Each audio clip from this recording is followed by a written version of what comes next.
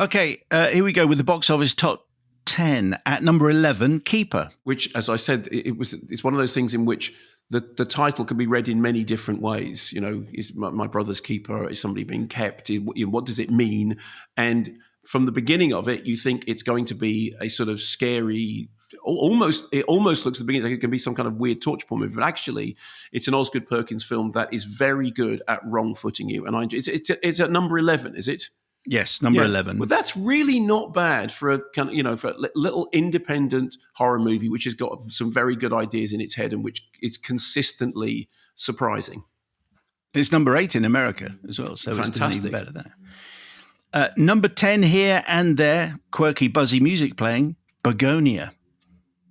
The more I think about Begonia, the more I think that I think it's really interesting. I think there are really good things in it. I do think it's my least favourite Yorgos Lanthimos film, but that is still a very high bar. Number 9 in the UK, sugary saccharine music playing, A Paw Patrol Christmas. Yeah, not to be confused with Pets on a Train, which I have seen. I haven't seen Paw Patrol Christmas, but I'd be very surprised if it wasn't exactly what you think it is.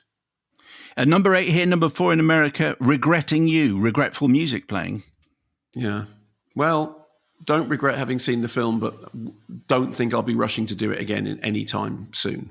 Number 7, Twinkly Santa music playing, Christmas Karma. So this is the new film by Gurinder Chadha, who is coming on our spectacular Christmas live show, which is, Simon, we've said this already, but it's December. It's very good, and it's going to be in London. December the 7th. December the 7th at... in the afternoon. In the afternoon at the Prince Edward Theatre in London's glittering West End. Number 6 here, nowhere in Canada just yet, choral music playing because it's The Choral. Which we had a really interesting email last week from a listener who said that they saw this on Remembrance Sunday. Yes. And it had completely transformed the experience of the film, which you might think is, it's okay, it's a little bit light, a little bit incidental, but because of when they had seen it, it had become something much more powerful. And it was an interesting discussion about it's not just what you bring to a film, it's when you bring it to a film. Number 5, Jujutsu Kaisen, Execution. Yeah, now I confess I didn't see this last week because last week we ended up reviewing 6 films and we just simply ran out of time. So this is an anime. I'll read to you what it says. For the first time on the big screen, the Shibuya incident, the greatest battle in Jujutsu Kaisen to date, will be presented in a special compilation format. It also presents the debut of the first 2 episodes of Season 3's upcoming arc, Culling Game Part 1, ahead of its blah, blah. Anyway, haven't seen it. Number 4, thundering, portentous music playing, Nuremberg. Yes, and I had gone into this, as I think you might have done, thinking Russell Crowe is Hermann Goering. I don't think so. And then I came out of it thinking, actually, that's a very fine performance by him. The film itself, it has some flaws. It is, it's quite theatrical in its nature. It's quite drama-y, particularly in the courtroom scenes. But an almost scene-stealing performance from Richard E. Grant. Rami Malek's pretty good as the psychiatrist around whom Hermann Goering is running circles. But the real surprise is I think that Russell Crowe is very good in the film. And as I said before, believe me, I've laughed at Russell Crowe with the best of them. But I think this is one of his better performances. Colin Free on Patreon, just back from Nuremberg. But obviously it's not a travel thing. This is the movie thing. Does not reach the heights of Stanley Kramer's Judgment at Nuremberg, and I am not convinced about Rami Malek as a movie star. But the courtroom scenes were powerful, and Richard E. Grant steals the whole shebang. There we go. And I hadn't seen that email, so how wonderful that we ended up saying the same thing. Number 3 here, number 3 in America, Tom Jones music playing. Oh, no, that's for The Running Man. Sorry, I'll hold that back. Number 3 in the UK, number 3 over there as well. It's sort of a destructive animal, Rip You to Shreds. Rip You to Shreds by Blondie. That's playing. Predator Badlands. I think technically that song is called Rip Her to Shreds by Blondie. And I was just changing the title I know you were. You could have done, who did the music for Badlands? Dun, dun, dun, dun, dun. Is it Carl Orff? Anyway, whatever. I had really liked Prey, And I think I really wanted something more like Prey. What you get, in fact, is this, which is CG-tastic, much more family-friendly.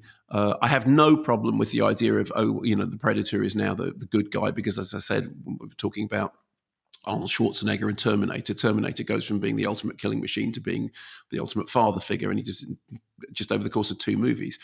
I was kind of disappointed by this, but other critics I know really enjoyed it. I just wanted the stripped down badness of Prey, which I just thought was terrific.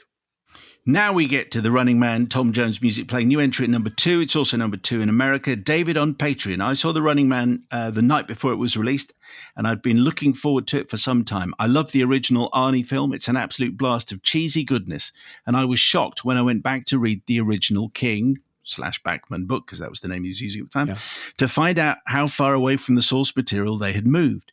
When the trailer came out for Edgar Wright's version, though, it was clear that they were doing a faithful adaptation of the book. And that is almost exactly what we get here. The film has Ben Richards meeting all the right people on his quest to escape. It hits all the beats of the book and is genuinely exciting and thrilling. And then the ending happened. Now, I don't want to go into Spoilerville here, but I really liked the ending in the book. I caveat this with the addition that I thought the recent Long Walk film, another adapted book from the same collection by King, was a great adaptation until they switched up the ending for no apparent reason. Unfortunately, they have done the same with Running Man, and the ending left me feeling a little deflated. It was almost like they'd filmed the whole book ending, then test screened it and were told to change it. In the end, what we get is a rushed Hollywood ending which jumps about and makes very little sense and kind of ruined the whole experience for me. I know we need to keep in mind that it's not the book, it's a movie, but such a swerve at the end left me feeling disappointed in a film that could have been brilliant if it had just stuck to the source material for 10 more minutes. Okay, so we need to be careful just because we're obviously in spoiler territory. I don't think he's said. No, he hasn't. I'm going to say I'm going to say for you and I discussing it now, so we need to be careful, not the emailer who was very, very careful. I think that it's fairly impressive that the film gets away with as much as it does, considering where we are and considering that it is, as we said, it is basically a dystopian portrayal of America in which the divide between the rich and the poor is huge, in which medicine is no longer properly available, in which the place is ruled over by an evil broadcast corporation who feed the public lies and propaganda. And all that is fine. And I do get the thing about the ending. Far as I understand, I don't think the ending was changed by test screenings. I think that was how the script was. I believe that to be the case. But the ending didn't spoil the film for me. And the more I think about the film, as I said, I've now seen it twice, the more I like it. Did you have a problem with the ending? No, not really. I could see how it would go either way, and I'm quite happy with the walking along the beach. Using the varnish. That's right. On the boat. Yeah. That doesn't bother me. One thing I should say is it's looking at the chart which we have here in the script. It's 2,383,000, and the number one is 2,384,000. Oh, yeah. Edgar, that was close. Yeah, and in my mind, this is the number one movie. I did say to you, however, as I was reviewing the thing that is at number one, I said, it's rubbish. It'll be number one next week. But it's only just the number one. But not that matters, because you're either the best-selling film or you're not. And that is number one here and number one in America. Now You See Me, Now You Don't. And Mohammed Shakir. Wish I had. Sorry. No, that's it. You go ahead. Mohammed Shakir says, Doctors, BA Honours, Swimming Red Certificate, and one-time winner of the TV quiz show Pointless, guessing the films of Lars von Trier. Thank you, Mark. Wow.